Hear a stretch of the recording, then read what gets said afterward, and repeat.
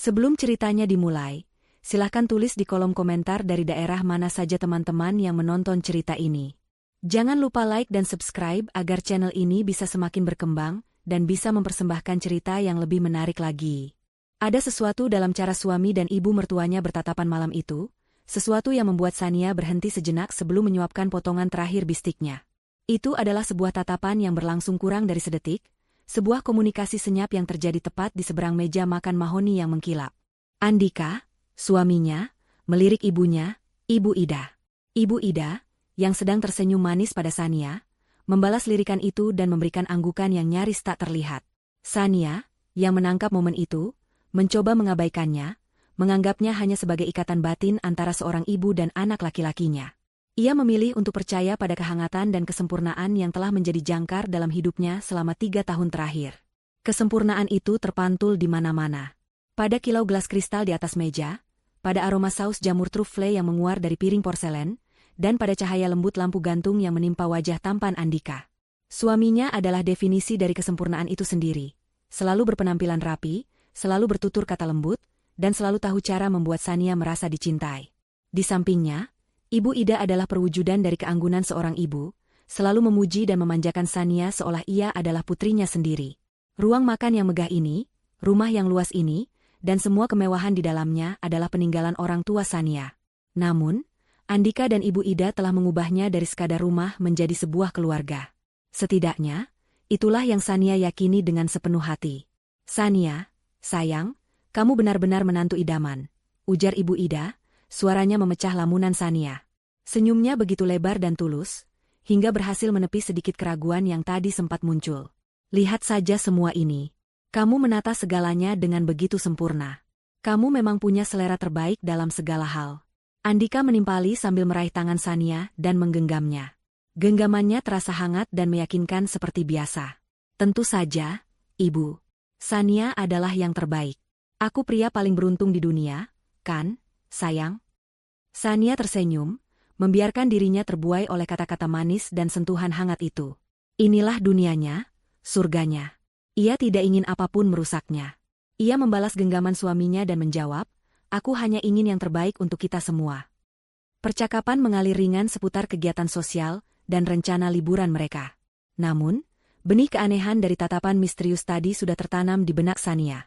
Ia tidak menyadarinya saat itu, tetapi malam yang sempurna ini akan segera retak, dimulai dengan sebuah permintaan yang akan menghancurkan semua yang ia yakini. Namun, ketika hidangan penutup, sebuah kue lava coklat dengan es krim vanila, disajikan, Sania merasakan pergeseran suasana yang halus. Andika melepaskan genggaman tangannya dan berdeham pelan. Ia bertukar pandang sekali lagi dengan ibunya, kali ini lebih jelas, sebuah isyarat untuk memulai. "Sayang," Andika memulai, nadanya kini lebih serius. "Ada sesuatu yang penting yang ingin aku dan ibu bicarakan denganmu." Sania meletakkan sendoknya. Ia menatap wajah suaminya, lalu beralih ke ibu mertuanya. Senyum di wajah mereka sedikit memudar, digantikan oleh ekspresi keseriusan yang dibuat-buat. "Tentu, ada apa?" tanya Sania, hatinya mulai merasakan firasat aneh. "Begini, Sania," Andika melanjutkan, mencondongkan tubuhnya ke depan. "Seperti yang kamu tahu, aku selalu mengagumi cara ayahmu membangun bisnisnya dari nol. Beliau adalah seorang visioner. Dan aku percaya, semangat itu juga menurun kepadamu. Kamu cerdas, kamu punya intuisi bisnis yang tajam." Sania hanya diam mendengarkan.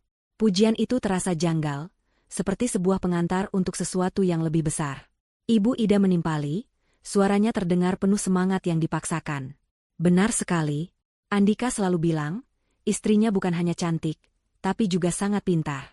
Itulah sebabnya kami yakin, kamu akan mengerti peluang emas yang ada di depan mata kita ini." "Peluang emas?" Sania mengulang, alisnya sedikit terangkat. Andika mengangguk cepat. "Beberapa waktu belakangan ini, aku dan beberapa mitra yang sangat terpercaya telah merancang sebuah proyek bisnis besar. Di bidang properti dan logistik.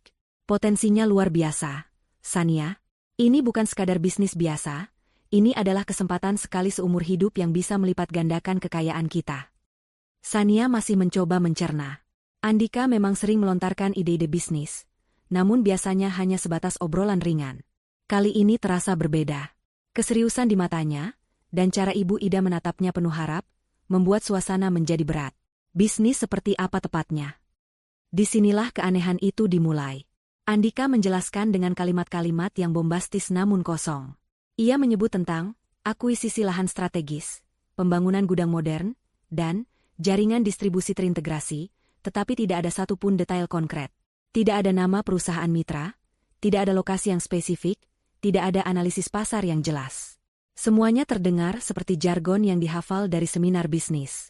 Kami tidak bisa menjelaskannya terlalu detail sekarang. Sayang, proyek ini sangat rahasia. Banyak pihak yang mengincarnya. Kuncinya adalah kecepatan dan kepercayaan, kata Andika, seolah membaca kebingungan di wajah Sania.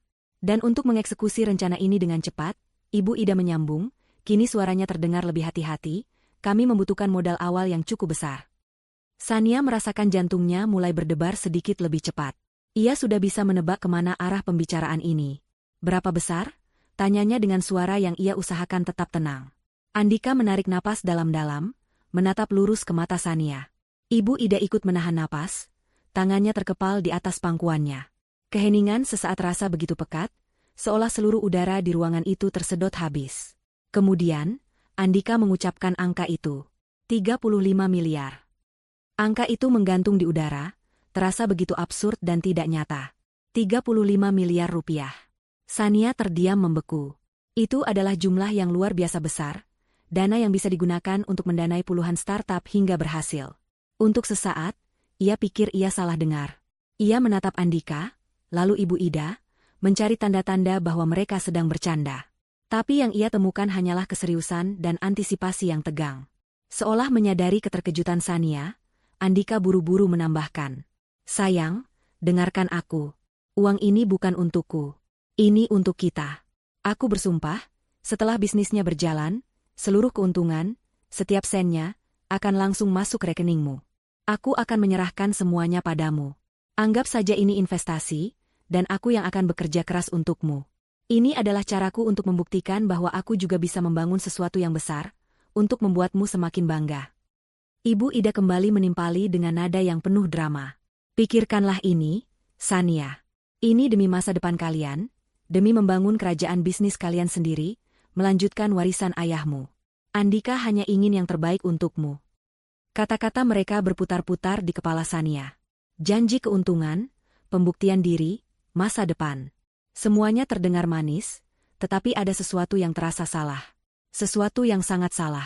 Firasatnya, intuisi yang sama yang dipuji Andika tadi, berteriak di dalam benaknya. Sebuah alarm bahaya berbunyi nyaring. Kenapa begitu rahasia? Kenapa begitu mendadak? Dan kenapa jumlahnya begitu fantastis? Sania mencoba menenangkan dirinya, mendorong semua pikiran buruk itu ke samping. Mungkin ia hanya terlalu terkejut. Ini Andika, suaminya. Ini Ibu Ida, ibu mertuanya yang selalu baik. Mereka tidak mungkin punya niat buruk. Ia menarik napas perlahan, mencoba mengembalikan logikanya. Dalam bisnis apapun, proposal adalah hal yang utama. Ia menatap kedua orang di hadapannya dengan ekspresi yang ia usahakan senetral mungkin. Aku mengerti. Tentu saja aku mendukungmu, Andika. Wajah Andika dan Ibu Ida langsung bersinar lega. Mereka pikir mereka sudah berhasil.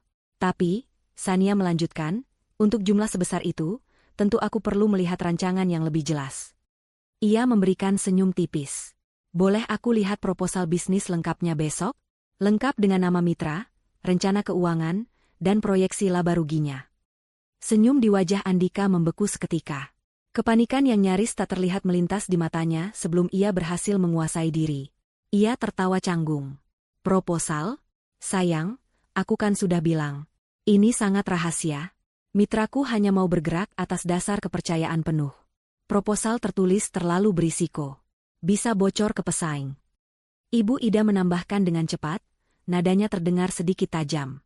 Sania, apa kamu tidak percaya pada suamimu sendiri? Ini Andika. Ia mempertaruhkan segalanya untuk masa depan kalian. Dan di sanalah Sania menemukannya. Di dalam kegugupan Andika yang ditutupi tawa canggung, dan di dalam nada tuduhan Ibu Ida yang terselubung. Di sanalah kejanggalan itu bersarang. Permintaan yang masuk akal darinya dibalas dengan alasan yang tidak masuk akal dan manipulasi emosional. Kepercayaan. Mereka meminta kepercayaan buta untuk uang 35 miliar. Malam yang tadinya terasa hangat dan sempurna itu, kini tiba-tiba menjadi dingin dan penuh tanda tanya. Firasat buruknya bukan lagi sekadar bisikan, melainkan sebuah teriakan yang memekakkan telinga. Keesokan paginya, matahari terbit seperti biasa, mengirimkan sinarnya yang keemasan melalui jendela kamar mereka yang menjulang dari lantai ke langit-langit. Namun, bagi Sania, dunia terasa berbeda. Kehangatan yang biasanya ia rasakan saat terbangun di samping Andika telah hilang, digantikan oleh hawa dingin yang tak terlihat.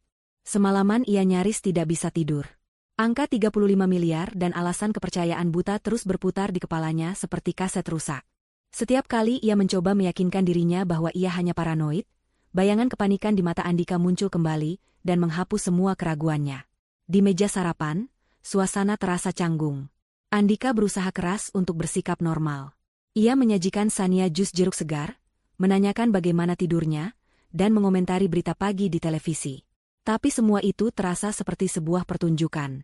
Senyumnya tidak mencapai mata, dan perhatiannya terasa berlebihan, seolah ia sedang berusaha menebus sesuatu. Sania hanya menjawab seperlunya, pikirannya sibuk menyusun strategi.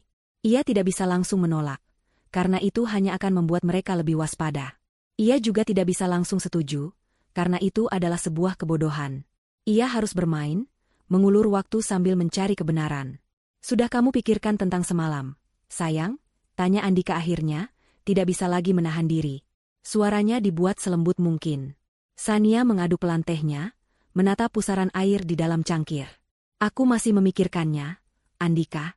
Kamu harus mengerti, itu bukan uang yang sedikit.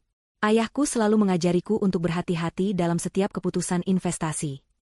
Wajah Andika mengeras sesaat. Jadi, kamu menyamakanku dengan orang lain yang ingin mengajukan investasi padamu?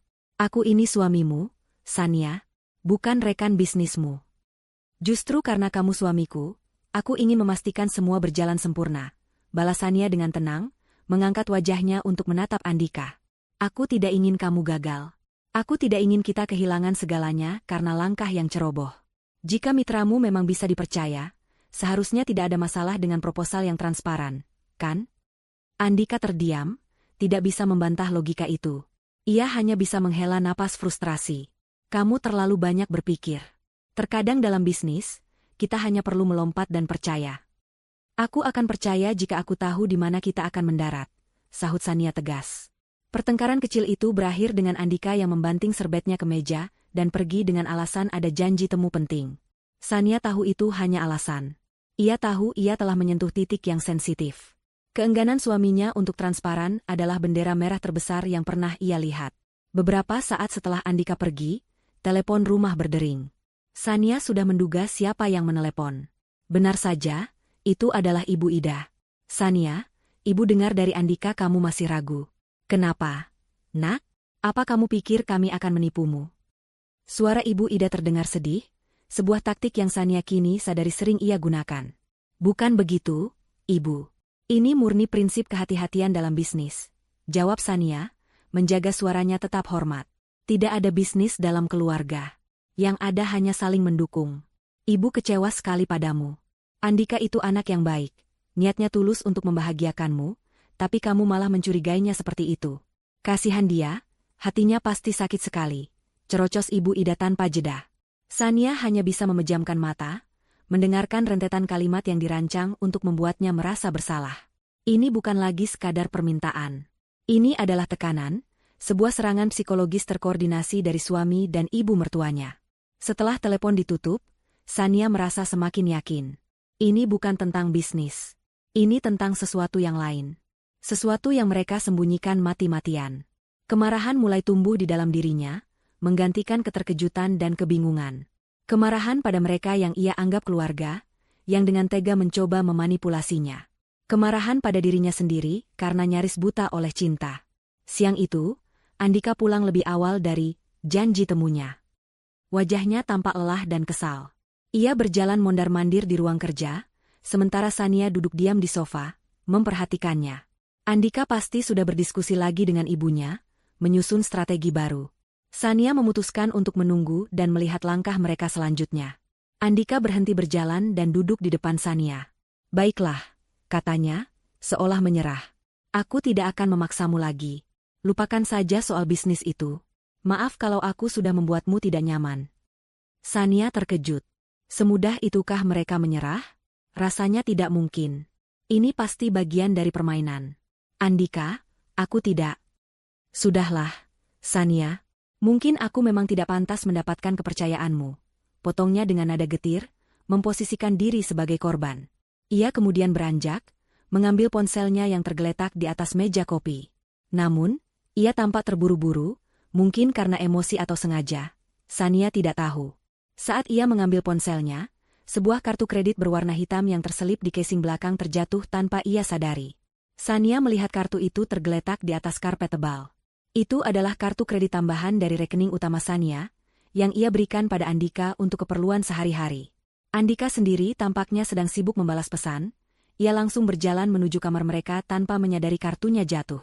Sania menunggu beberapa saat hingga suara pintu kamar tertutup. Dengan jantung berdebar, ia memungut kartu itu. Sebuah pikiran nekat terlintas di benaknya. Ia segera menyalakan laptopnya, membuka situs perbankan, dan masuk ke akun kartu kreditnya. Ia ingin melihat transaksi terakhir Andika. Biasanya ia tidak pernah melakukan ini, menganggapnya sebagai pelanggaran privasi. Tapi hari ini, semua aturan telah dilanggar. Daftar transaksi muncul di layar. Sebagian besar adalah pengeluaran yang wajar, restoran, bensin, beberapa barang fashion. Namun, saat Sania menggulir ke bawah, matanya terpaku pada satu baris transaksi yang dilakukan 2 hari yang lalu. Jantungnya seolah berhenti berdetak. Nama merchant, butik berlian elegan. Jumlah, 325 juta rupiah. 325 juta. Untuk sebuah butik perhiasan. Sania menelan ludah dengan susah payah. Ia tidak pernah menerima hadiah perhiasan apapun baru-baru ini. Ulang tahunnya masih beberapa bulan lagi. Ulang tahun pernikahan mereka juga sudah lewat. Jadi, untuk siapa perhiasan semahal itu? Tiba-tiba, pintu ruang kerja terbuka. Andika masuk dengan wajah sedikit panik. Sayang, kamu lihat kartu kreditku? Sepertinya jatuh. Matanya langsung tertuju pada kartu hitam yang ada di genggaman Sania, dan layar laptop yang masih menyala. Wajahnya memucat seketika. Sania belum pernah melihat ekspresi itu di wajah suaminya.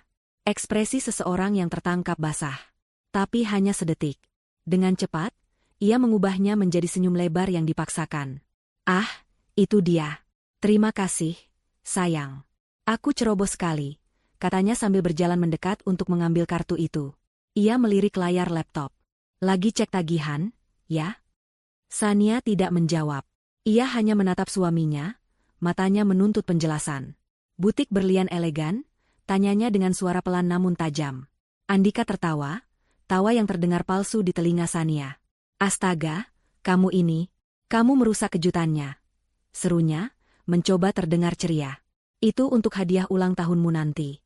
Aku sudah menyiapkannya dari jauh-jauh hari. Aku ingin memberimu sesuatu yang sangat spesial. Makanya aku sembunyikan. Sebuah kebohongan. Sania bisa merasakannya di seluruh tulangnya. Kebohongan itu terlalu cepat dirangkai, terlalu mulus untuk sebuah kejutan yang terbongkar. Jika itu benar kejutan, seharusnya ia tampak kecewa atau salah tingkah, bukan panik yang ditutupi oleh tawa. Ulang tahunnya masih 4 bulan lagi. Siapa yang membeli hadiah semahal itu jauh-jauh hari, dan membayarnya dengan kartu kredit yang tagihannya bisa dilihat oleh sang penerima hadiah?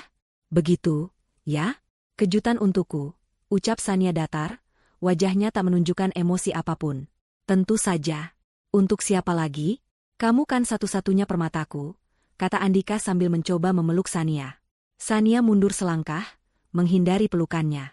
Momen itu adalah titik baliknya. Genggaman hangat yang dulu ia dambakan, kini terasa menjijikan. Permata katanya, tapi ia merasa seperti sebuah brankas yang sedang berusaha dibobol. Kepercayaan yang tadinya hanya retak, kini hancur berkeping-keping. Tak ada lagi keraguan di hatinya. Suaminya, pria yang tidur seranjang dengannya, sedang merencanakan sesuatu yang busuk di belakangnya. Dan ia tidak sendirian, ibu mertuanya adalah komplotannya. Malam itu, setelah Andika tertidur pulas, Sania bangkit dari tempat tidur. Ia berjalan ke ruang kerjanya, menutup pintu pelan-pelan. Ia tidak lagi merasa sedih atau sakit hati. Yang ada hanyalah amarah dingin dan tekad yang membara. Permainan mereka sudah ia ketahui.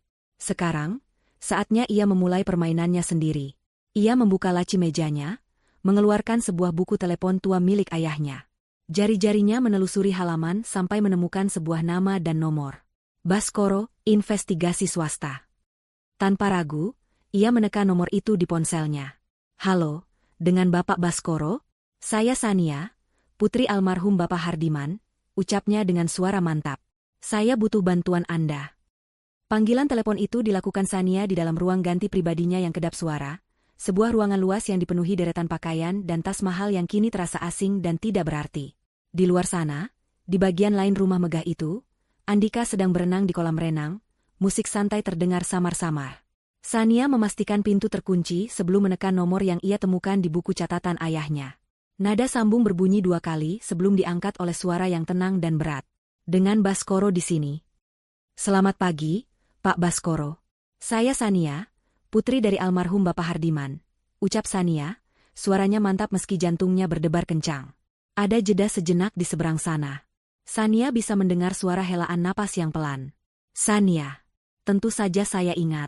Ayahmu adalah orang yang baik. Saya turut berduka cita atas kepergian beliau. Apa yang bisa saya bantu, Nak? Suara Baskoro yang terdengar kebapakan entah kenapa sedikit menenangkan Sania. Ia merasa tidak sedang berbicara dengan orang asing, melainkan dengan sekutu lama keluarganya. Sania tidak membuang waktu. Dengan suara pelan namun jelas, ia memaparkan inti masalahnya. Ia menceritakan tentang permintaan modal 35 miliar yang mendadak, proposal bisnis fiktif yang hanya didasarkan pada kepercayaan, dan keengganan suaminya untuk transparan. Ia juga menyebutkan transaksi pembelian perhiasan seharga ratusan juta dan kebohongan Andika tentang hadiah ulang tahun. Ia menceritakan semuanya sebagai fakta, tanpa diwarnai emosi, seolah sedang melaporkan kasus bisnis. Baskoro mendengarkan tanpa menyela. Ketika Sania selesai, ia hanya berkomentar singkat. Saya mengerti. Situasinya memang mencurigakan. Saya tidak butuh kecurigaan, Pak. Saya butuh kebenaran, tegas Sania. Saya ingin Anda mencari tahu segalanya. Untuk apa sebenarnya uang itu? Siapa mitra bisnis yang ia sebut-sebut? Atau siapapun yang terlibat dalam rencananya? Saya ingin tahu kemana suami saya pergi, siapa yang ia temui. Saya ingin bukti, bukan asumsi. Pekerjaan seperti ini membutuhkan pengawasan penuh, Bu Sania. Fisik dan digital. Saya juga akan perlu melakukan penelusuran latar belakang pada setiap orang yang berinteraksi dengan subjek, jelas Baskoro. Ini akan memakan waktu dan biaya. Saya tidak peduli soal biaya, potong Sania cepat. Gunakan sumber daya apapun yang Anda perlukan. Yang saya inginkan adalah kecepatan dan kerahasiaan absolut. Suami saya tidak boleh tahu sedikitpun bahwa ia sedang diawasi. Anda bisa memegang kata-kata saya, jawab Baskoro. Saya akan kirimkan rincian kontrak dan metode komunikasi aman ke nomor Anda sebentar lagi. Tolong jangan hubungi saya lagi di nomor ini. Kita akan berkomunikasi melalui aplikasi terenkripsi. Untuk sementara, yang perlu Anda lakukan adalah hal yang paling sulit. Bersikaplah seperti tidak ada apa-apa. Sania menutup telepon dengan perasaan campur aduk. Ada sedikit kelegaan karena ia akhirnya mengambil langkah nyata. Namun ada juga rasa takut dan mual yang luar biasa. Bersikap normal. Itulah tugas terberatnya sekarang. Ia menatap pantulan dirinya di cermin besar. Wanita yang menatapnya kembali tampak pucat dan tegang. Ia menarik napas dalam-dalam, memerintahkan otot-otot wajahnya untuk rileks, dan membentuk sebuah senyum tipis. Pertunjukan harus dimulai. Beberapa hari berikutnya adalah ujian terberat bagi kewarasan Sania. Ia menjalani hari-harinya seperti seorang aktris dalam sebuah pertunjukan teater yang rumit. Ia sarapan bersama Andika, tersenyum saat suaminya menceritakan lelucon hambar. Ia menjawab telepon dari Ibu Ida, mendengarkan dengan sabar saat mertuanya itu kembali menyindirnya secara halus tentang kepercayaan dalam pernikahan. Ia bahkan menemani Andika ke sebuah acara gala dinner, mengenakan gaun terindahnya, tertawa dan berbincang dengan teman-teman mereka seolah dunianya masih utuh. Di setiap momen, ia merasakan kebohongan itu seperti lapisan kulit kedua yang gatal.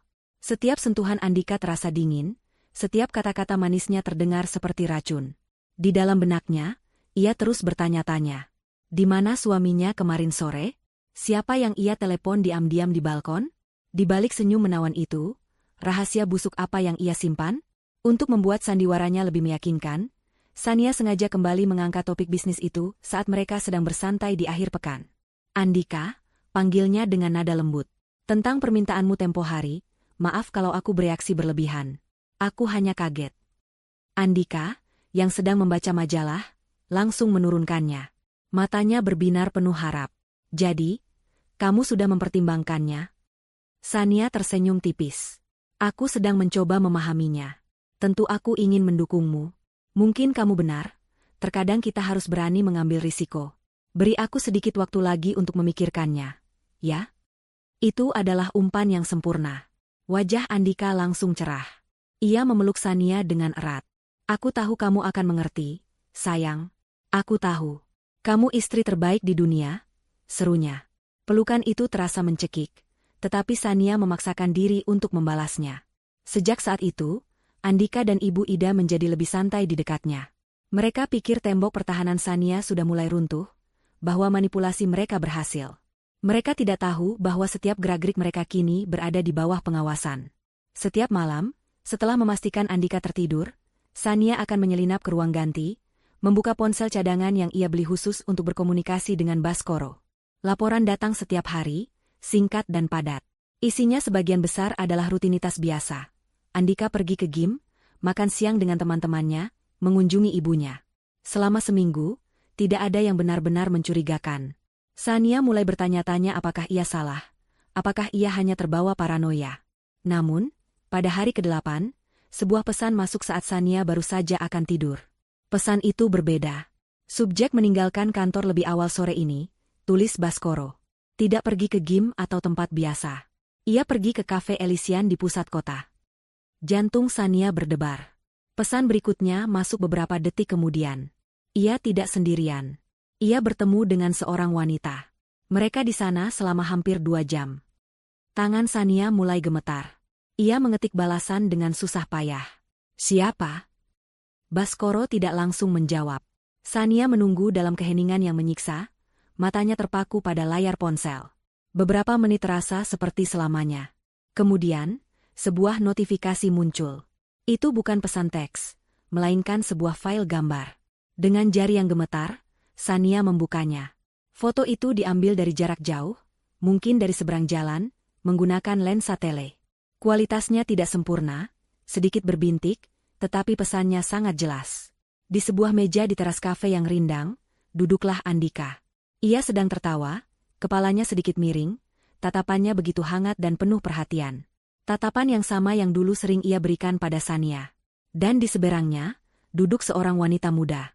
Wajahnya tidak terlihat sepenuhnya, tertutup oleh rambut panjangnya yang tergerai, tetapi Sania bisa melihat profilnya yang cantik dan senyumnya yang cerah saat menanggapi tawa Andika. Tangan Andika terulur di atas meja, dengan santai menutupi tangan wanita itu. Sebuah gestur yang intim, santai, dan begitu familiar. Dunia Sania seakan runtuh untuk kedua kalinya. Napasnya tercekat di tenggorokan. Ini bukan pertemuan bisnis. Ini bukan pertemuan dengan teman. Ini adalah pengkhianatan dalam bentuknya yang paling gamblang. Rasa sakit yang tajam menghantam dadanya, begitu hebat hingga ia harus mencengkeram meja rias untuk menahan diri agar tidak jatuh. Ia terus menatap foto itu, membakar setiap detailnya ke dalam ingatannya. Pakaian wanita itu, jam tangan mewah di pergelangan tangan suaminya, cangkir kopi yang hampir kosong di antara mereka. Semuanya adalah bukti bisu dari kebohongan yang selama ini ia jalani. Sebuah pesan baru dari Baskoro muncul di layar, menarik Sania dari pusaran rasa sakitnya. Pesan itu hanya terdiri dari 2 kata. Namanya Mawar. Mau. Sania mengulang nama itu dalam benaknya. Nama yang indah untuk sebuah perbuatan yang begitu buruk. Ia mematikan ponselnya, meletakkannya kembali di laci, dan berjalan kembali ke tempat tidur. Ia berbaring di samping suaminya, pria yang beberapa jam lalu tertawa mesra dengan wanita lain. Sania tidak menangis. Air matanya seolah telah mengering, digantikan oleh sesuatu yang lain. Sesuatu yang dingin, keras, dan tajam. Langkah pertama dalam kegelapan telah ia ambil, dan kini, ia tahu jalan di depannya akan jauh lebih kelam. Malam itu adalah malam terpanjang dalam hidup Sania. Ia berbaring kaku di tempat tidur, punggungnya menghadap Andika, yang napasnya teratur dan dalam, tenggelam dalam tidur yang damai. Tidur seorang pria yang tidak punya beban. Atau mungkin, seorang pria yang sangat pandai menyembunyikan dosanya. Bagi Sania, tidur adalah kemewahan yang mustahil ia dapatkan. Setiap kali ia memejamkan mata, bayangan foto itu kembali muncul. Tawa Andika, tangan mereka yang bertautan, dan profil wanita bernama Mawar. Rasa sakit itu datang dalam gelombang.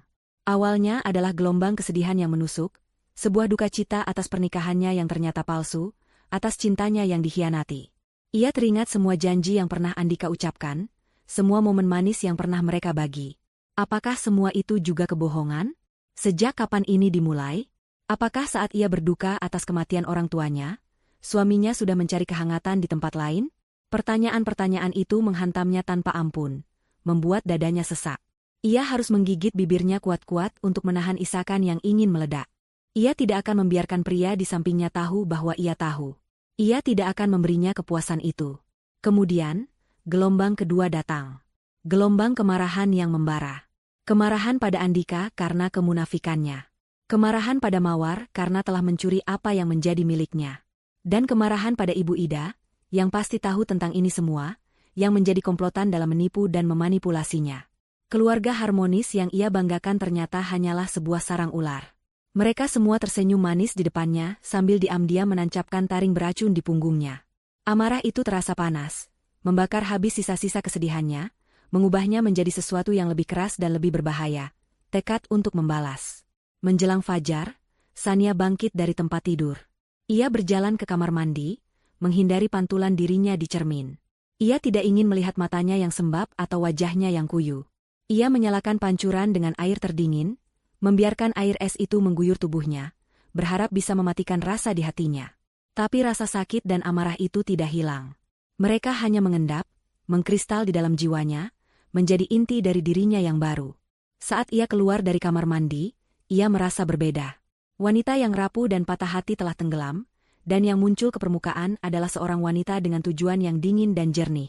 Keesokan paginya, ia kembali menghubungi Baskoro. Suaranya di aplikasi pesan terdengar tenang, tanpa getaran sedikit pun. Perselingkuhan sudah terkonfirmasi. Tapi itu belum menjawab pertanyaan utama saya, Pak Baskoro. Saya mengerti, Bu Sania, balas Baskoro. Perselingkuhan tidak butuh modal 35 miliar. Lanjut Sania, logikanya bekerja dengan tajam. Ini lebih dari sekadar main perempuan. Ada hubungannya dengan uang itu, saya yakin sekali. Saya mau Anda fokus ke sana sekarang. Cari tahu semua tentang wanita itu, Mawar. Latar belakangnya, keluarganya, pekerjaannya, lingkaran pertemanannya. Dan yang paling penting, cari tahu tentang keuangannya. Apakah ada aliran dana besar di sekitarnya? Apakah ada pembelian aset-aset mahal baru-baru ini? Gali semuanya. Jangan sisakan satu batu pun yang belum terbalik. Baik, Bu Sania. Saya akan mengerahkan tim untuk melakukan penyelidikan mendalam pada subjek Mawar, jawab Baskoro. Hari-hari berikutnya Sania jalani dengan sebuah topeng ketenangan yang sempurna. Ia bahkan lebih manis pada Andika, lebih perhatian. Ia menanyakan tentang hari suaminya, membuatkan kopi kesukaannya, bahkan menawarkan untuk memijat pundaknya yang lelah. Andika, yang tidak menyadari apapun, merasa di atas angin. Ia percaya Sania sudah hampir luluh dan akan segera memberikan uang yang ia minta. Perilaku Sania yang semakin mesra membuatnya lengah. Membuatnya semakin sering berbohong tentang pertemuan-pertemuan bisnisnya yang berlangsung hingga larut malam. Setiap kebohongan yang keluar dari mulut Andika menjadi bahan bakar baru bagi api dendam Sania. 5 hari kemudian, laporan yang ditunggu-tunggu pun tiba. Baskoro mengirimkan sebuah file digital yang terkunci dengan kata sandi. Isinya adalah sebuah dokumen lengkap, sebuah dosier tentang Mawar. Sania membukanya di ruang kerja, pintu terkunci rapat. Isi laporan itu persis seperti yang ia duga, namun tetap saja menyakitkan untuk dibaca. Mawar, 26 tahun, berasal dari kota kecil, datang ke ibu kota dengan impian menjadi model. Karirnya tidak pernah benar-benar melejit. Profil media sosial publiknya menampilkan citra seorang gadis yang bekerja keras dan sederhana. Namun, profil media sosialnya yang lebih pribadi, yang hanya bisa diakses oleh teman-teman dekatnya, menunjukkan gambaran yang sama sekali berbeda. Isinya penuh dengan foto-foto di restoran mahal, tas-tas bermerek, dan liburan ke resor-resor mewah. Gaya hidup yang jauh melampaui penghasilannya yang tercatat. Laporan itu juga menyebutkan bahwa ia baru saja berhenti dari agensi modelnya sebulan yang lalu, dengan alasan ingin fokus pada proyek pribadi. Laporan keuangan awal tidak menunjukkan adanya transfer dana langsung dari rekening-rekening utama Andika ke Mawar. Suaminya cukup pintar untuk tidak meninggalkan jejak yang jelas. Namun, Baskoro menemukan sesuatu yang lain, sesuatu yang jauh lebih signifikan. Timnya berhasil mendapatkan akses sementara ke akun media sosial pribadi Mawar, melalui salah satu sumber mereka di lingkaran pertemanan wanita itu. Dari sanalah mereka menemukan kepingan puzzle yang hilang. Di bagian paling akhir laporan itu, terdapat beberapa tangkapan layar dari sebuah unggahan video singkat yang diposting Mawar seminggu yang lalu, tepat di hari ulang tahunnya. Video itu diambil dari sebuah balkon di ketinggian, dengan latar belakang pemandangan kota Jakarta yang gemerlap di malam hari. Tangan Mawar yang lentik dengan kuku yang terawat sempurna menjadi fokus utama video itu. Ia memegang sebuah kartu kunci berwarna hitam pekat, menggerak-gerakannya dengan manja. Di kartu itu, tercetak logo berwarna perak yang elegan, sebuah huruf E yang distilisasi. Itu adalah logo The Elysian Tower, salah satu gedung apartemen baru yang paling prestisius dan mahal di seluruh negeri. Di bawah video itu, Mawar menulis sebuah keterangan singkat yang penuh kemenangan. Birthday girl got the key to her new castle. Babak baru dimulai. Sania menatap tangkapan layar itu, dan seketika, semuanya menjadi masuk akal. Semua kepingan puzzle yang menyakitkan itu langsung menyatu dengan sempurna di benaknya. Permintaan uang 35 miliar yang tidak masuk akal. Kerahasiaan yang berlebihan. Kebohongan tentang bisnis properti.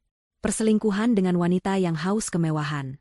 Dan sekarang, sebuah kunci apartemen supermahal yang disebut sebagai kastil baru. 35 miliar itu bukan untuk modal bisnis. Uang itu akan digunakan untuk membeli sebuah kastil untuk ratu barunya. Hadiah ulang tahun termahal yang pernah ada, yang dibeli dengan menggunakan uang dan kepercayaan istrinya sendiri.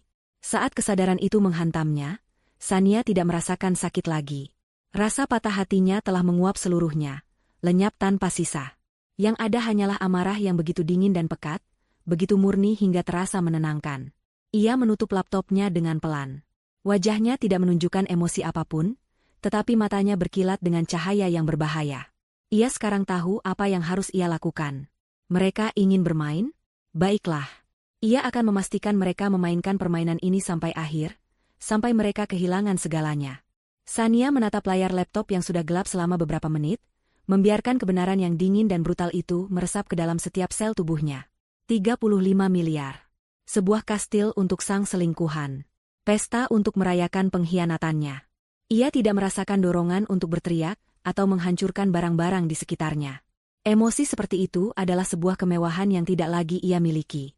Yang tersisa hanyalah ketenangan yang menakutkan, sebuah kejernihan pikiran yang lahir dari puncak keputusasaan. Amarahnya tidak lagi panas membara, melainkan telah mendingin menjadi sebongkah es yang tajam, siap digunakan sebagai senjata. Ia tahu, mulai saat ini, setiap senyuman, setiap kata, dan setiap tindakannya harus diperhitungkan dengan cermat. Perang ini tidak akan dimenangkan dengan air mata, tetapi dengan strategi. Ia menghapus semua jejak aktivitasnya, mematikan laptop, dan menyimpan ponsel rahasianya. Ketika ia keluar dari ruang kerja, wajahnya telah terpasang topeng yang sempurna. Topeng seorang istri yang penuh kasih dan sedikit naif, yang perlahan-lahan mulai luluh oleh bujukan suaminya. Ia menemukan Andika sedang bersantai di tepi kolam, membaca majalah bisnis. Pemandangan itu begitu ironis, hingga Sania nyaris tertawa.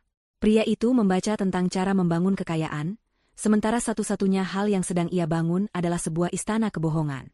Dengan langkah yang dibuat seringan mungkin, Sania mendekatinya dari belakang dan melingkarkan lengannya di leher Andika, meletakkan kepalanya di bahu suaminya. Andika sedikit terkejut, lalu tersenyum senang. "Hei, sayang. Kukira kamu masih sibuk di dalam." "Aku sudah selesai," bisik Sania. Suaranya dibuat lembut dan sedikit serak. "Aku hanya sedang berpikir." "Memikirkan apa?" tanya Andika, meletakkan majalahnya dan memutar tubuhnya untuk menatap Sania. Matanya bersinar penuh harap. Sania menatap lurus ke dalam mata itu, mata yang sama yang pernah ia puja, dan kini ia harus menahan rasa muak yang naik ke tenggorokannya. Ia memaksakan sebuah senyum malu-malu. "Tentang kita. Tentang proposalmu." Jantung Andika tampak berdetak lebih kencang. "Dan mungkin aku yang salah selama ini," lanjut Sania, memainkan perannya dengan sempurna. "Aku terlalu takut, terlalu terikat dengan cara-cara lama ayahku. Kamu benar, terkadang kita harus berani melompat. Aku percaya padamu, Andika." Wajah Andika bersinar seperti matahari terbit. Ini adalah kata-kata yang paling ingin ia dengar. Kemenangan sudah di depan mata. Ia menarik Sania ke dalam pelukannya, sebuah pelukan yang penuh kemenangan. "Aku tahu, sayang. Aku tahu kamu akan melihatnya. Terima kasih sudah mempercayaiku. Aku tidak akan mengecewakanmu, aku janji." Sania membiarkan dirinya dipeluk, menahan napas agar tidak perlu mencium aroma parfum suaminya yang kini terasa memuakan. Beberapa saat kemudian, ia melepaskan diri dengan lembut. Tapi, ada satu hal, katanya dengan nada ragu-ragu yang dibuat-buat. Wajah Andika kembali menegang. Apa itu? Aku ingin merasa menjadi bagian dari ini, kata Sania, menatap suaminya dengan tatapan memohon. Maksudku, ini adalah lompatan besar pertama kita bersama sebagai pasangan. Aku tidak mau hanya menjadi orang yang menandatangani cek. Aku ingin belajar. Aku ingin melihat bagaimana kamu mengubah uang ini menjadi sesuatu yang luar biasa. Aku ingin ikut merasakannya. Andika tampak bingung. Tentu saja kamu bagian dari ini, sayang. Ini semua untukmu. Aku tahu. Tapi aku ingin lebih dari itu, sahut Sania cepat. Bagaimana kalau begini? Daripada aku mentransfer uangnya langsung ke rekening bisnismu atau mitramu, bagaimana kalau kita membuka sebuah rekening bersama yang baru? Atas nama kita berdua, Sania dan Andika. Lalu, aku akan mentransfer seluruh 35 miliar itu ke sana. Andika mengerutkan kening, mencoba memproses usulan itu. Sania buru-buru menambahkan, mencegah kecurigaan muncul. Dengan begitu, aku bisa melihat sendiri bagaimana dana itu dikelola. Aku bisa memantau transaksinya. Bukan karena aku tidak percaya padamu. Serunya cepat, seolah takut menyinggung perasaan Andika. Sama sekali bukan. Anggap saja ini caraku untuk belajar darimu. Aku ingin melihat langsung keajaiban yang akan kamu ciptakan. Aku ingin merasa terlibat, kamu mengertikan. Logika Sania begitu cerdik. Ia tidak menampilkannya sebagai bentuk pengawasan, melainkan sebagai keinginan seorang istri untuk mendukung dan belajar dari suaminya. Ia memanipulasi ego Andika, membuatnya merasa seperti seorang guru, seorang mentor yang akan membimbing istrinya yang naif ke dalam dunia bisnis. Keserakahan dan keangkuhan Andika mengalahkan akal sehatnya. Sebuah rekening bersama, namanya akan ada di sana. Ia tetap akan bisa mengakses uangnya. Tidak ada bedanya. Malah, ini lebih baik. Ini akan membuat Sania merasa aman dan terlibat, mempercepat prosesnya tanpa perdebatan lebih lanjut. Ia tersenyum lebar, merasa begitu pintar karena berhasil meyakinkan istrinya. Itu ide yang brilian, sayang, katanya, memeluk Sania lagi. Tentu saja kita bisa melakukannya. Itu menunjukkan bahwa kamu benar-benar serius ingin mendukungku. Besok kita urus semuanya ke bank. Malam itu, Ibu Ida datang untuk makan malam. Jelas sekali Andika sudah meneleponnya dan memberitakan kabar baik itu. Ibu mertuanya itu tidak bisa berhenti memuji Sania. Ibu tahu kamu adalah menantu yang paling cerdas dan paling berbakti, Sania, kata Ibu Ida sambil menggenggam tangan Sania. Keputusanmu untuk membuka rekening bersama itu sangat tepat. Itu menunjukkan betapa solidnya kalian sebagai pasangan. Saling mendukung, saling transparan. Ibu bangga sekali pada kalian berdua. Sania hanya tersenyum dan mengucapkan terima kasih. Sementara di dalam hatinya ia merasakan gelombang kebencian yang dingin. Transparan. Wanita itu berani mengucapkan kata transparan. Sania bersumpah pada dirinya sendiri, ia akan menunjukkan arti transparansi yang sesungguhnya pada mereka. Keesokan harinya, mereka pergi ke bank private banking tempat Sania menjadi nasabah prioritas. Proses pembukaan rekening bersama berjalan lancar. Andika tampak begitu gembira, ia bahkan sudah membahas rencana-rencana besarnya dengan manajer bank, menggunakan istilah-istilah bisnis yang ia hafal. Sania hanya duduk diam di sampingnya, memainkan peran sebagai istri pendukung yang bangga. Setelah semua dokumen ditandatangani, Sania memberikan instruksi kepada manajer bank untuk memproses transfer dana sebesar 35 miliar rupiah dari rekening pribadinya ke rekening bersama yang baru. Prosesnya akan selesai besok pagi, Bu Sania, kata sang manajer. Andika dan Ibu Ida, yang ikut menemani, pulang dengan perasaan gembira yang meluap-luap. Mereka pikir mereka telah menang. Mereka pikir Sania telah masuk sepenuhnya ke dalam perangkap mereka. Namun, setelah mereka pergi, Sania meminta waktu sebentar untuk berbicara empat mata dengan manajer banknya, Pak Sumitro, seorang pria parubaya yang telah melayani keluarganya selama puluhan tahun dan sangat ia percayai. Pak Sumitro, kata Sania dengan suara pelan dan serius, setelah memastikan pintu ruangan tertutup rapat. Ada instruksi lain yang sangat rahasia dan sangat penting yang ingin saya berikan. Pak Sumitro menatapnya dengan penuh perhatian. Tentu, Bu Sania. Apapun itu. Saya ingin Anda memasang sistem penarikan darurat pada rekening bersama yang baru itu, lanjut Sania. Sebuah sistem yang terhubung langsung ke ponsel saya. Saya ingin, dengan satu perintah dari saya, baik melalui telepon atau pesan singkat, Anda dan tim Anda bisa menarik kembali seluruh dana 35 miliar itu dari rekening bersama dan mengembalikannya ke rekening pribadi saya. Seluruhnya, sampai sen terakhir. Pak Sumitro tampak terkejut. Penarikan instan untuk jumlah sebesar itu, Bu? Itu prosedur yang tidak biasa. Lakukan saja, desak Sania, matanya menatap tajam. Anggap ini sebagai protokol keamanan tingkat tertinggi. Saya tidak bisa menjelaskan detailnya sekarang, tapi tolong, saya mempercayai Anda sepenuhnya. Pastikan sistemnya siap dan bisa dieksekusi dalam hitungan detik setelah saya memberikan perintah. Tidak boleh ada penundaan, tidak boleh ada pertanyaan. Bisa? Melihat kesungguhan dan kilat berbahaya di mata Sania, Pak Sumitro mengangguk pelan. Ia sudah cukup lama mengenal keluarga ini untuk tahu kapan sebuah permintaan harus dituruti tanpa bertanya lebih lanjut. Bisa, Bu Sania? Saya akan menyiapkannya secara pribadi. Sistemnya akan aktif begitu dana masuk besok pagi. Sania menghela napas lega. Jebakannya telah terpasang.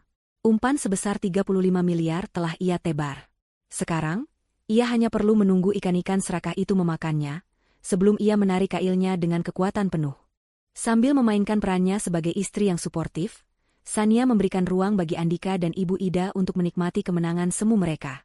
Pagi hari setelah rekening bersama diaktifkan, Andika dengan sengaja menunjukkan aplikasi perbankan di ponselnya pada Sania. Di sana, di layar, terpampang saldo dengan deretan angka 0 yang memukau, 35 miliar rupiah.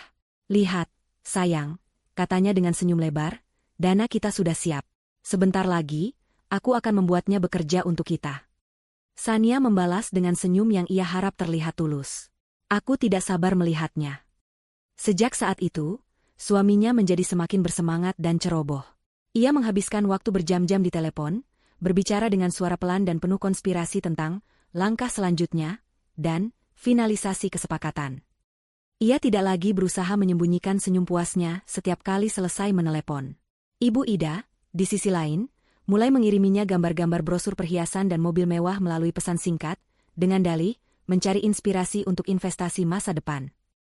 Mereka begitu mabuk oleh keserakahan hingga tidak menyadari bahwa setiap gerak-gerik mereka masih berada di bawah pengawasan ketat, dan bahwa saldo fantastis di rekening itu hanyalah ilusi yang bisa lenyap dalam sekejap.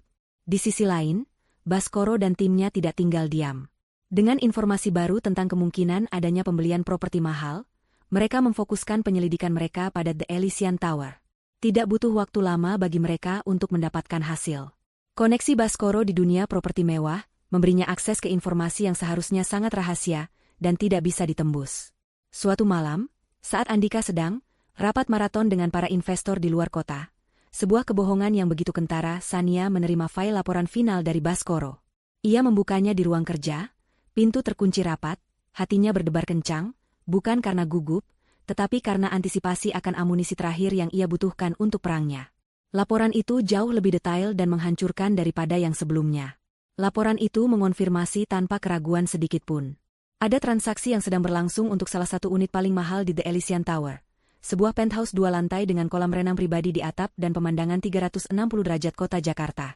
Harga yang disepakati, 30 miliar rupiah. Uang muka sebesar 3 miliar telah dibayarkan seminggu yang lalu, menggunakan sumber dana yang dilacak Baskoro berasal dari beberapa rekening cangkang yang terhubung secara tidak langsung ke salah satu usaha kecil yang pernah didanai Sania untuk Andika beberapa tahun lalu. Pelunasan sisa 27 miliar dijadwalkan 3 hari dari sekarang. Dan nama yang tertera di surat perjanjian jual-beli itu bukanlah Andika, melainkan Mawar. Sania membaca detail itu dengan napas tertahan. Jadi, mereka sudah menggunakan uangnya bahkan sebelum ia setuju untuk memberikan dana yang lebih besar. Pengkhianatan itu ternyata jauh lebih dalam dan sudah berlangsung lebih lama dari yang ia bayangkan. Ia merasa seperti orang bodoh, mengingat kembali bagaimana ia dengan tulus memberikan modal usaha itu, berharap suaminya bisa mandiri dan bangga pada dirinya sendiri. Ternyata, uang itu hanya menjadi langkah awal dari rencana busuk mereka. Namun, bagian selanjutnya dari laporan itulah yang membuat darahnya mendidih. Baskoro berhasil mengungkap alokasi untuk sisa 5 miliar dari dana yang mereka minta. 2 miliar akan digunakan untuk membeli sebuah mobil Ferrari Portofino berwarna merah menyala, juga sebagai hadiah untuk Mawar, yang akan diserahkan pada malam pesta. Sisa 3 miliar dialokasikan sebagai anggaran untuk sebuah acara. Bukan sekadar syukuran biasa, melainkan sebuah pesta peresmian apartemen yang sangat mewah. Mereka telah menyewa event organizer papan atas, catering bintang 5, dan bahkan seorang penyanyi terkenal untuk menghibur para tamu. Baskoro bahkan melampirkan daftar tamu undangan yang berhasil ia peroleh, yang berisi nama-nama sosialita dan pengusaha paling berpengaruh di kota. Itu bukan lagi sebuah pesta pribadi, itu adalah sebuah deklarasi publik. Dan kemudian, di lampiran terakhir laporan itu, ada sesuatu yang menjadi bukti paling nyata dari arogansi dan kekejaman mereka. Sesuatu yang akan menjadi senjata pamungkas bagi Shania. Itu adalah salinan digital dari undangan pesta tersebut, yang berhasil didapatkan oleh salah satu agen Baskoro yang menyamar. Undangan itu didesain dengan begitu elegan, dengan latar belakang foto profesional Andika dan Mawar yang sedang tertawa bahagia, saling berpelukan dengan mesra dengan pemandangan kota di belakang mereka. Foto itu tampak seperti foto pra-pernikahan. Di bagian atas undangan, tertulis dengan huruf emas yang indah. Merayakan sebuah babak baru untuk Andika Mawar. Di bawahnya, tertera detail waktu dan tempat acara. Hari Jumat malam, 3 hari lagi, di The Elysian Tower Penthouse. Ada juga catatan kecil di bagian bawah yang berbunyi, "Mohon kehadiran Anda untuk menjadi saksi dimulainya kehidupan baru kami yang indah." Shania menatap undangan itu, setiap kata terasa seperti sayatan pisau di hatinya. Kehidupan baru kami. Babak baru mereka. Mereka tidak hanya mencuri uangnya untuk membeli kemewahan. Mereka sedang membangun sebuah kehidupan baru di atas reruntuhan pernikahannya, dan mereka berencana untuk mengumumkannya kepada dunia dengan sebuah perayaan besar. Mereka bahkan tidak menunggu untuk menceraikannya terlebih dahulu. Mereka menghapusnya begitu saja, seolah ia tidak pernah ada. Rasa sakit yang tadinya ia pikir sudah mati, kini muncul kembali untuk sesaat, lebih tajam dari sebelumnya. Tetapi, rasa sakit itu dengan cepat ditelan oleh gelombang amarah yang begitu dahsyat. Ini bukan lagi sekadar perselingkuhan dan penipuan. Ini adalah penghinaan tingkat tertinggi. Mereka meremehkannya, menganggapnya begitu bodoh dan lemah sehingga mereka bisa melakukan semua ini tepat di depan matanya. Ia memperbesar foto di undangan itu, menatap wajah Andika yang tersenyum bahagia, wajah pria yang setiap pagi masih mencium keningnya. Ia menatap wajah Mawar yang tampak begitu puas dan penuh kemenangan. Mereka tampak begitu sempurna bersama, sepasang kekasih yang sedang merayakan cinta mereka. Sebuah senyum dingin yang tidak pernah ia kenali sebelumnya perlahan terbentuk di bibir Shania. Senyum yang tidak mencapai matanya. Matanya kini berkilat seperti es di tengah malam. Mereka telah memberinya semua yang ia butuhkan. Tanggal, waktu, dan yang terpenting, sebuah panggung. Mereka telah menyiapkan panggung yang sempurna untuk perayaan mereka, tidak menyadari bahwa panggung itu juga akan menjadi tempat penghakiman mereka. Babak baru, katamu? Bisik Shania pada gambar di layar laptopnya. Suaranya terdengar serak dan berbahaya. Aku akan pastikan bab ini adalah bab terakhir untuk kalian. Ia menutup laporannya. Ia kini tahu apa yang harus ia lakukan. Pesta itu akan tetap berjalan sesuai rencana. Hanya saja, bintang utama di acara itu bukanlah mereka. Bintangnya adalah dia. Dan ia akan memastikan pertunjukan yang ia berikan akan menjadi sesuatu yang tidak akan pernah mereka lupakan seumur hidup mereka. Hari Jumat. Hari penghakiman. Matahari bersinar cerah seolah tidak tahu bahwa malam nanti, sebuah badai akan meletus di jantung kota Jakarta. Bagi Andika dan Ibu Ida, ini adalah hari kemenangan. Bagi Shania, ini adalah hari perhitungan. Pagi itu, Andika bangun dengan suasana hati yang luar biasa baik. Ia bersenandung sambil memilih setelan jas termahalnya, mengatakan pada Shania bahwa ia dan ibunya akan menghadiri serangkaian pertemuan penting dengan para investor hingga larut malam. Ini hari yang besar, sayang, katanya sambil mencium kening Shania. Ciuman itu terasa seperti sentuhan kalajengking. Doakan semuanya lancar. Ya, setelah hari ini, kehidupan kita akan berubah. Tentu, jawab Shania dengan senyum manis. Aku akan selalu mendoakan yang terbaik untukmu. Kalimat terakhir itu ia ucapkan dengan penekanan yang hanya bisa ia mengerti. Aku akan mendoakan kau mendapatkan yang terbaik sesuai perbuatanmu. Ibu Ida juga meneleponnya, suaranya terdengar riang. Shania, nak, kamu baik-baik saja kan sendirian di rumah malam ini? Ibu dan Andika akan sibuk sekali. Ini demi masa depan kalian loh. Tidak apa-apa, Ibu. Aku baik-baik saja. Semoga sukses acaranya, jawab Shania. Acaranya. Shania tersenyum kecut. Begitu mobil Andika yang membawa ibu dan anak itu keluar dari gerbang rumah, topeng istri yang manis langsung Shania lepaskan. Wajahnya mengeras, matanya berkilat penuh tujuan. Ia menyambar ponselnya. Pertunjukannya mungkin baru akan dimulai malam nanti, tetapi persiapan di belakang panggung dimulai sekarang juga. Tujuan pertamanya adalah kantor pengacara keluarganya. Di sana, Di atas meja kayu yang kokoh, semua dokumen telah disiapkan. Sania membacanya satu persatu dengan teliti. Surat gugatan cerai, dengan alasan perselingkuhan dan penipuan keuangan, lengkap dengan lampiran bukti-bukti awal dari Baskoro. Perjanjian pranikah mereka sangat jelas. Semua aset yang dimiliki Sania sebelum menikah akan tetap menjadi miliknya, dan dalam kasus perpisahan akibat kesalahan pihak suami, sang suami tidak berhak atas apapun. Bukti ini sudah lebih dari cukup, Bu Sania, kata pengacaranya. Kita bisa membuatnya tidak mendapatkan sepeser pun. Saya mau lebih dari itu, sahut Sania dingin. Saya mau semua yang pernah saya berikan padanya ditarik kembali. Mobil, jam tangan, bahkan modal usaha yang ternyata ia salah gunakan. Pengacaranya mengangguk. Bisa diatur. Kita juga akan mengajukan surat perintah pembekuan aset dan surat pengosongan rumah ini secepatnya. Rumah ini 100% atas nama Anda.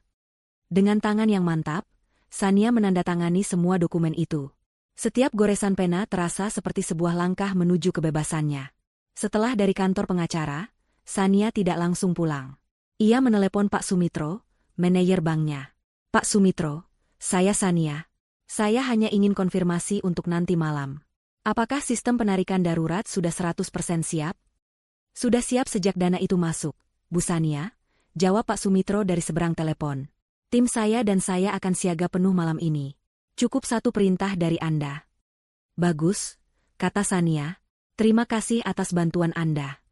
Tugas berikutnya adalah yang paling memuaskan. Setibanya di rumah, ia memanggil kepala asisten rumah tangga, seorang wanita setia yang sudah bekerja untuk keluarganya sejak Sania kecil. Bik Sumi, kata Sania dengan tenang. Tolong panggil beberapa staf. Saya mau semua barang milik Pak Andika dan Ibu Ida yang ada di rumah ini dikemasi sekarang juga. Bik Sumi tampak terkejut. Semuanya, Non? Semuanya, tegas Sania. Pakaian, sepatu, koleksi jam tangannya, foto-fotonya. Semua yang menjadi milik mereka. Masukkan ke dalam kantong sampah hitam yang besar. Jangan ada yang tertinggal. Letakkan semuanya di dekat garasi. Nanti malam, begitu saya beri perintah, saya mau semua kantong itu dilempar keluar gerbang. Meskipun bingung, Bik Sumi melihat sorot mata Sania yang tidak mengizinkan adanya bantahan. Ia segera mengangguk dan melaksanakan perintah itu. Sania kemudian menelepon seorang tukang kunci profesional, memintanya untuk datang tepat pukul 9 malam untuk mengganti semua kunci dan sistem keamanan di rumah itu. Semua persiapan telah selesai. Kini, tinggal persiapan terakhir, dirinya sendiri.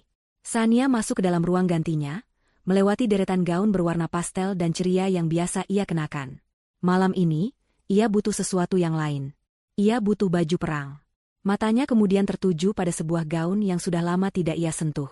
Gaun berwarna merah darah, dengan potongan yang tegas dan elegan, yang memeluk tubuh dengan sempurna.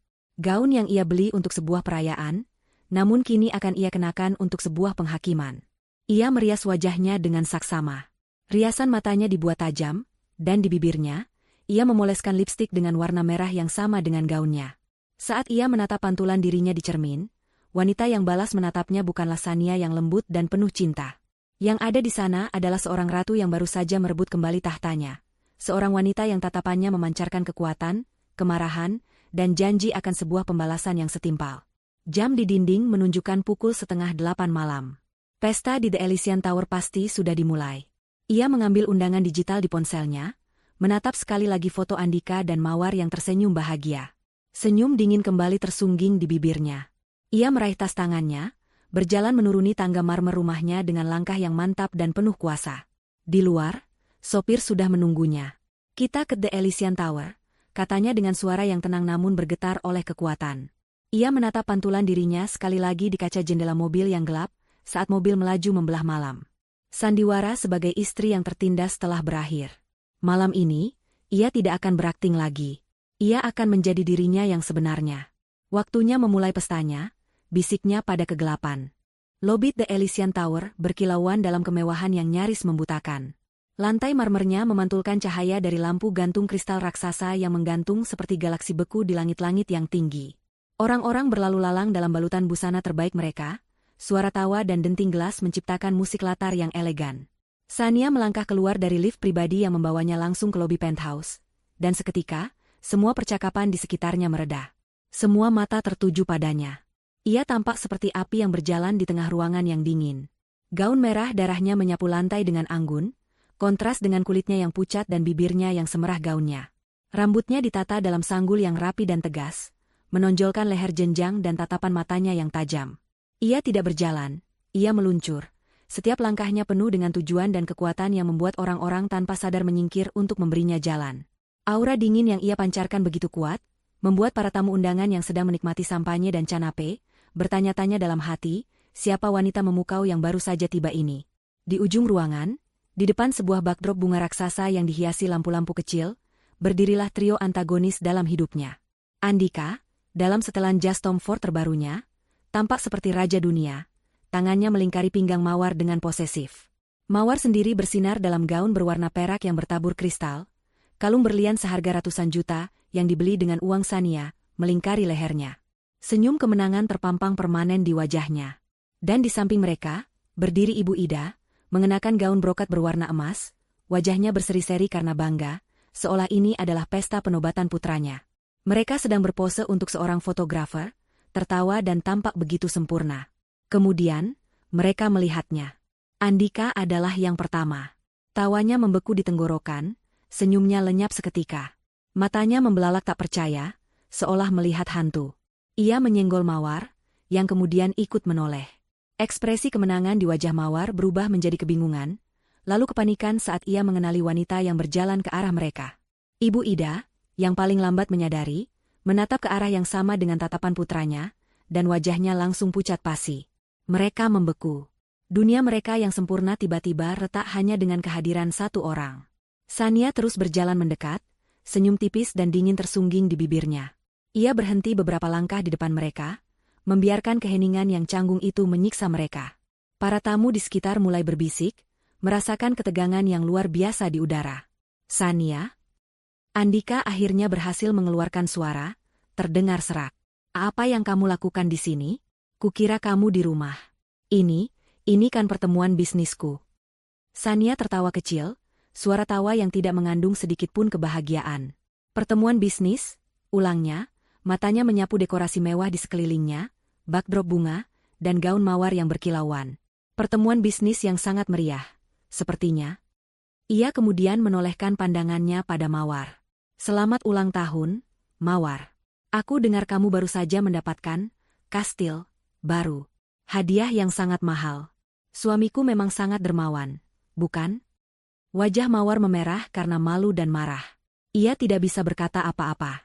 Ibu Ida, yang pertama kali berhasil memulihkan ketenangannya, melangkah maju dengan wajah geram. Sania, jaga bicaramu. Kamu membuat keributan di acara penting Andika. Keributan? Sania menatap ibu mertuanya dengan tatapan yang begitu dingin, hingga Ibu Ida tanpa sadar mundur selangkah. Saya belum memulai keributannya, Ibu. Anggap saja ini baru kata pembuka. Tepat pada saat itu, seorang pembawa acara naik ke panggung kecil di sudut ruangan, tidak menyadari drama yang sedang terjadi. Selamat malam, para hadirin sekalian. Selamat datang di perayaan babak baru kehidupan Bapak Andika dan Ibu Mawar. Musik mulai mengalun, dan perhatian para tamu teralihkan sejenak. Andika, melihat kesempatan itu, meraih lengan Sania dengan kasar. Kita bicara di luar. Jangan buat malu dirimu sendiri di sini, bisiknya dengan geram. Sania menyentakkan lengannya hingga terlepas dengan kekuatan yang mengejutkan Andika. Lepaskan tangan kotormu dariku, desisnya. Tanpa memedulikan Andika lagi, ia berjalan lurus menuju panggung. Pembawa acara yang kebingungan hanya bisa menyingkir saat Sania mengambil alih mikrofon darinya. Musik berhenti. Semua mata kembali tertuju padanya. Keheningan total menyelimuti penthouse mewah itu. Selamat malam, suara Sania terdengar jernih dan kuat melalui pengeras suara, memenuhi setiap sudut ruangan. Maaf mengganggu pesta yang indah ini. Nama saya Sania. Bagi yang belum tahu, saya adalah istri dari pria yang sedang merayakan babak baru kehidupannya malam ini, Andika. Terdengar gumaman kaget dari para tamu. Wajah Andika, Mawar, dan Ibu Ida kini pucat seperti kertas. Mereka hanya bisa berdiri terpaku, terperangkap dalam mimpi buruk mereka sendiri. Saya di sini hanya ingin mengucapkan selamat. Lanjut Sania, senyum dinginnya tak pernah lepas. Selamat untuk Mawar, atas hadiah ulang tahunnya yang fantastis, penthouse seharga 30 miliar rupiah ini. Gumaman para tamu menjadi semakin keras. Angka 30 miliar bukanlah angka yang bisa diabaikan. Selamat juga untuk mobil sport barunya seharga 2 miliar, yang mungkin sedang diparkir di bawah. Sania melanjutkan, matanya menatap tajam langsung ke arah Andika. Dan tentu saja, selamat untuk pesta 3 miliar rupiah yang kita semua nikmati malam ini. Total hadiah yang sangat mengesankan, 35 miliar rupiah. Sania berhenti sejenak, membiarkan angka itu meresap. Kalian mungkin bertanya-tanya, bagaimana seorang pria yang tidak punya pekerjaan tetap bisa memberikan hadiah semahal itu? Jawabannya sederhana. Ia tidak bisa. Ia memberi isyarat pada seseorang di dekat proyektor besar yang tadinya disiapkan untuk menampilkan video kenangan Andika dan Mawar. Tiba-tiba, layar itu menyala. Bukan dengan video mesra, melainkan dengan serangkaian bukti yang menghancurkan. Foto-foto perselingkuhan Andika dan Mawar muncul satu persatu. Lalu, muncul tangkapan layar dari rincian transfer dana dari rekening Sania. Kemudian, salinan digital surat perjanjian jual beli penthouse atas nama Mawar. Dan yang paling menghancurkan, sebuah rekaman suara yang berhasil didapatkan Baskoro, di mana Andika dan Ibu Ida sedang tertawa dan meremehkan Sania, menyebutnya bodoh dan naif karena akan memberikan uangnya begitu saja. Para tamu terperangah. Wajah-wajah terkejut dan jijik kini tertuju pada Andika dan komplotannya. Reputasi mereka hancur dalam hitungan detik di depan mata seluruh kalangan elit kota. Semua kemewahan ini, kata Sania, suaranya kini bergetar karena amarah yang terkendali, semua ini dibeli dengan uang saya. Uang yang ia minta dengan dalih bisnis, padahal sebenarnya untuk membangun istana bagi selingkuhannya. Andika akhirnya tersadar dari kelumpuhannya. Itu tidak benar. Itu semua fitnah. Teriaknya putus asa. Sania hanya tersenyum menanggapi penyangkalan itu. Oh, benarkah? Ia kemudian mengangkat ponselnya, memastikannya terlihat oleh semua orang. Ia menekan sebuah nomor panggilan cepat. Panggilan itu langsung tersambung dan ia aktifkan mode pengeras suara. Selamat malam, Bu Sania. Dengan Sumitro di sini. Siap menerima instruksi, terdengar suara manajer banknya yang tenang. Mata Sania tidak pernah lepas dari wajah Andika yang kini dipenuhi teror. Di depan ratusan pasang mata yang menjadi saksi, di tengah pesta penghakiman yang ia ciptakan sendiri, Sania mengucapkan kalimat terakhirnya. Kalimat yang akan meruntuhkan seluruh dunia palsu mereka. Tarik semua dananya, Pak Sumitro. 35 miliar. Sekarang. Perintah itu menggantung di udara selama sepersekian detik sebelum dampaknya terasa. Di ponsel Andika, yang masih ia genggam erat, sebuah notifikasi muncul bersamaan dengan suara ping yang nyaring. Ia menatap layarnya dengan tidak percaya. Notifikasi dari aplikasi perbankannya, transfer dana Anda sebesar 27 miliar rupiah untuk pembayaran The Elysian Tower telah dibatalkan karena saldo tidak mencukupi. Di bawahnya, saldo rekening bersama yang tadinya menunjukkan angka 35 miliar, kini berganti menjadi angka yang menyedihkan, 0 rupiah. Kekacauan meletus. Seorang pria berjas rapi, yang ternyata adalah perwakilan dari pihak pengembang apartemen, langsung mendekati Andika dengan wajah panik dan marah. Apa maksudnya ini, Pak Andika? Pembayarannya gagal. Para tamu undangan, yang tadinya hanya berbisik-bisik, kini mulai berbicara dengan suara keras. Sebagian mengeluarkan ponsel untuk merekam drama yang luar biasa ini. Mawar menjerit tertahan, wajahnya yang cantik kini pucat dan berkerut karena panik. Ia menatap Andika, menuntut penjelasan, tetapi Andika sendiri tampak seperti orang linglung. Matanya kosong menatap layar ponselnya. Di tengah kekacauan itu, pintu lift kembali terbuka. Kali ini, yang keluar adalah 2 orang pengacara berpenampilan serius, diikuti oleh beberapa petugas keamanan gedung. Mereka berjalan lurus ke arah panggung, tempat Sania masih berdiri tegak seperti seorang ratu. Salah satu pengacara menyerahkan sebuah map tebal pada Andika. Pak Andika, kata pengacara Sania dengan suara tegas. Ini adalah surat gugatan cerai dari klien kami, Ibu Sania, beserta surat perintah sita aset untuk semua barang bergerak yang pernah diberikan oleh klien kami kepada Anda. Mobil Anda di bawah akan segera kami amankan. Pengacara itu kemudian beralih ke Ibu Ida, menyerahkan sebuah amplop lain. Dan ini, surat untuk Anda, Bu Ida. Surat peringatan hukum atas keterlibatan Anda dalam upaya penipuan, dan surat perintah pengosongan rumah klien kami. Anda dan putra Anda diberi waktu 24 jam untuk mengambil barang-barang pribadi Anda, yang saat ini sudah kami letakkan di luar gerbang. Ibu Ida terhuyung ke belakang, matanya membelalak ngeri. Di luar gerbang, bisiknya tak percaya. Ya, Sania menjawab dari atas panggung, suaranya dingin tanpa emosi. Dikemas rapi di dalam kantong sampah hitam. Saya yakin kalian akan mudah menemukannya. Pernyataan itu adalah pukulan terakhir. Hinaan itu terlalu berat untuk ditanggung. Para tamu undangan terkesiap, beberapa bahkan tertawa mengejek. Reputasi, harga diri, dan masa depan Andika dan ibunya hancur lebur dalam satu malam. Perwakilan pengembang apartemen, yang tidak mau propertinya tercemar oleh skandal ini, memberi isyarat pada petugas keamanan. Keluarkan mereka dari sini. Sekarang juga. Acara ini selesai. Petugas keamanan yang bertubuh tegap segera bergerak maju. Mereka mencengkeram lengan Andika dan Mawar. Mawar meronta-ronta, berteriak bahwa ini adalah apartemennya. Lepaskan aku. Ini rumahku. Bukan lagi, Nona, sahut salah satu petugas dengan datar. Andika, yang akhirnya tersadar dari keterkejutannya, menatap Sania dengan putus asa. Matanya memohon. Sania, tolong jangan lakukan ini. Aku bisa jelaskan. Aku minta maaf. Sania turun dari panggung, gaun merahnya menyapu lantai saat ia berjalan melewati para tamu yang menatapnya dengan campuran rasa kagum dan takut. Ia berhenti tepat di depan Andika, yang kini tampak begitu kecil dan menyedihkan. Ia menatap lurus ke dalam mata suaminya untuk terakhir kalinya. Penjelasan, katanya dengan suara pelan yang hanya bisa didengar oleh Andika. Kamu punya banyak waktu untuk menjelaskan saat kamu dan ibumu mencari tempat tinggal baru malam ini. Permintaan maafmu tidak ada harganya. Ia kemudian menoleh ke arah Mawar, yang sedang menangis histeris. Dan kamu, kata Sania, nikmati kalung berlianmu selagi bisa. Kurasa itu satu-satunya hal berharga yang tersisa padamu malam ini. Dengan itu, Sania berbalik, tidak pernah menoleh ke belakang lagi. Ia berjalan melewati kerumunan, meninggalkan di belakangnya pemandangan yang menyedihkan. Andika dan Mawar yang diseret keluar dengan paksa oleh petugas keamanan, dan Ibu Ida yang akhirnya tidak kuat menahan syok dan malu, jatuh pingsan di tengah lobi yang mewah. Teriakan, tangisan, dan suara orang-orang yang mengejek menjadi musik pengiring kepergian Sania. Saat ia melangkah keluar dari gedung itu menuju mobilnya yang sudah menunggu, udara malam terasa begitu segar dan bersih. Ia merasa seolah baru saja melepaskan beban seberat 1 ton dari pundaknya. Pertarungan telah berakhir. Ia menang. Ia menatap langit malam yang gelap, lalu sebuah senyum tipis terukir di bibirnya. Senyum yang bukan lagi senyum dingin penuh dendam, melainkan senyum kelegaan. Senyum seorang wanita yang telah melalui neraka dan berhasil keluar sebagai pemenang. Di tengah lobi mewah yang kini menjadi saksi bisu kejatuhan mereka, Andika sempat menatap punggung Sania yang menjauh.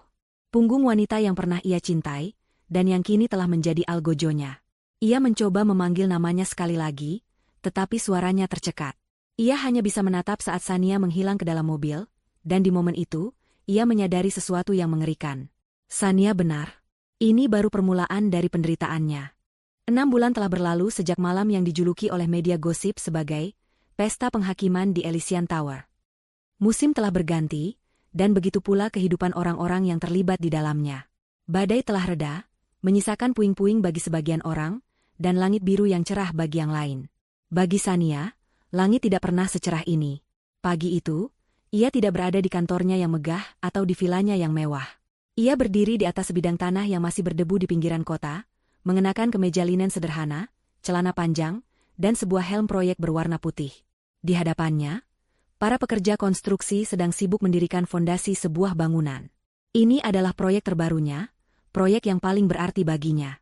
Sebuah rumah aman sekaligus pusat pelatihan keterampilan yang ia beri nama Gria Harapan Sania, sebuah tempat yang didedikasikan untuk perempuan korban kekerasan domestik dan penipuan finansial.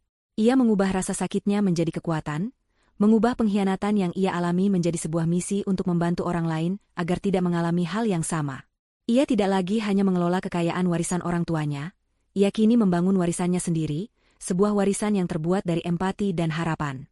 Semuanya berjalan sesuai jadwal, Bu Sania, kata seorang arsitek muda di sampingnya, menunjukkan denah bangunan. Dalam 3 bulan, tahap pertama akan selesai. Sania tersenyum, senyum yang tulus dan hangat. Kerja bagus, Rian. Pastikan semua material yang kita gunakan kualitas terbaik. Para wanita yang akan tinggal di sini sudah terlalu lama merasakan hal-hal yang rapuh dalam hidup mereka.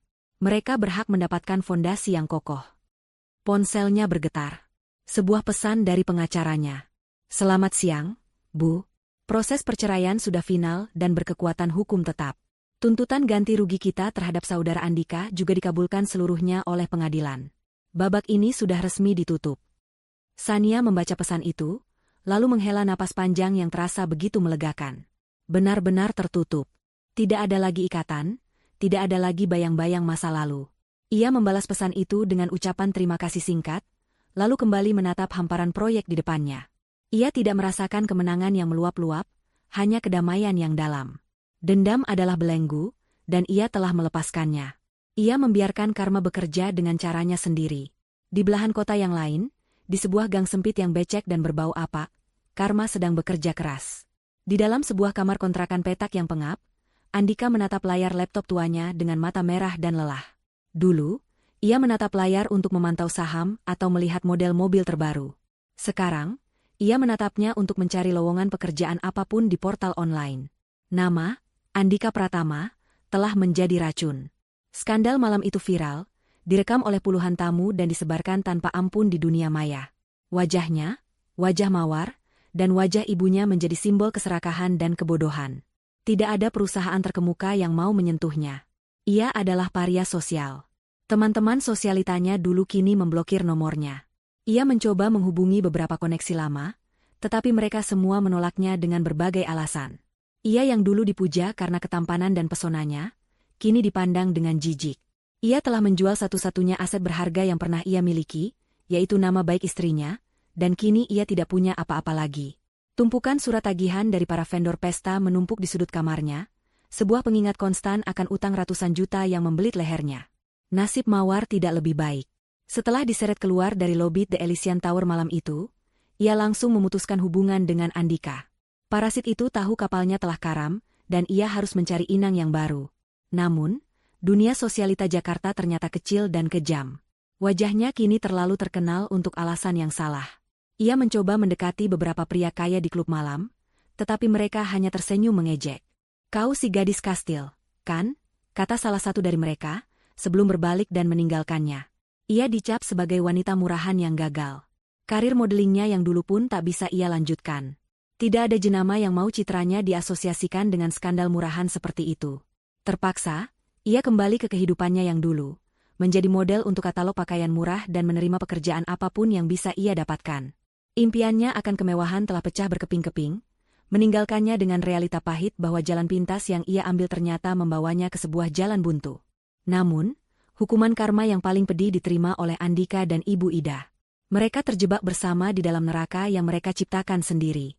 Sore itu, di kontrakan mereka yang sempit, pertengkaran kembali pecah. "Aku tidak percaya kita hanya punya uang untuk makan mie instan lagi hari ini," keluh Ibu Ida, suaranya terdengar tajam dan penuh kekecewaan.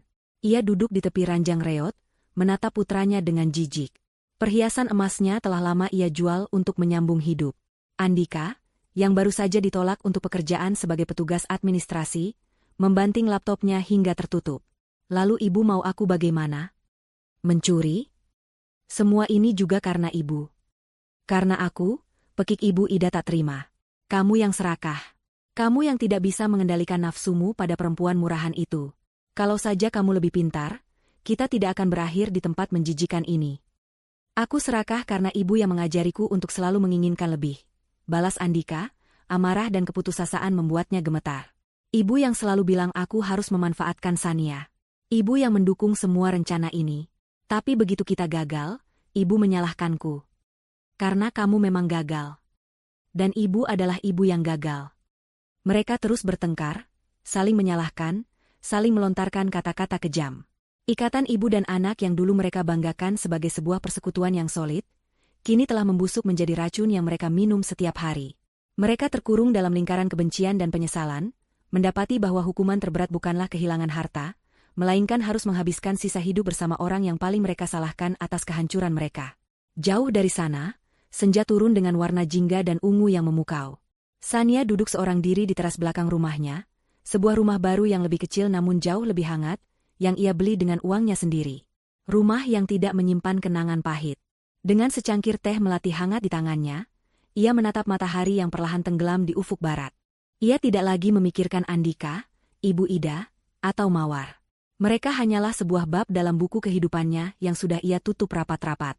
Kini, ia sedang menulis babak yang baru, sebuah cerita tentang kebangkitan, pengampunan pada diri sendiri, dan kekuatan untuk mengubah luka menjadi cahaya. Ia sendirian, tetapi tidak pernah merasa kesepian. Ia utuh. Ia bebas. Sebuah senyum damai terukir di bibirnya saat ia menghirup aroma tehnya. Di kejauhan, lampu-lampu kota mulai menyala, dan Sania tahu, di antara jutaan cahaya itu, cahayanya sendiri kini bersinar paling terang.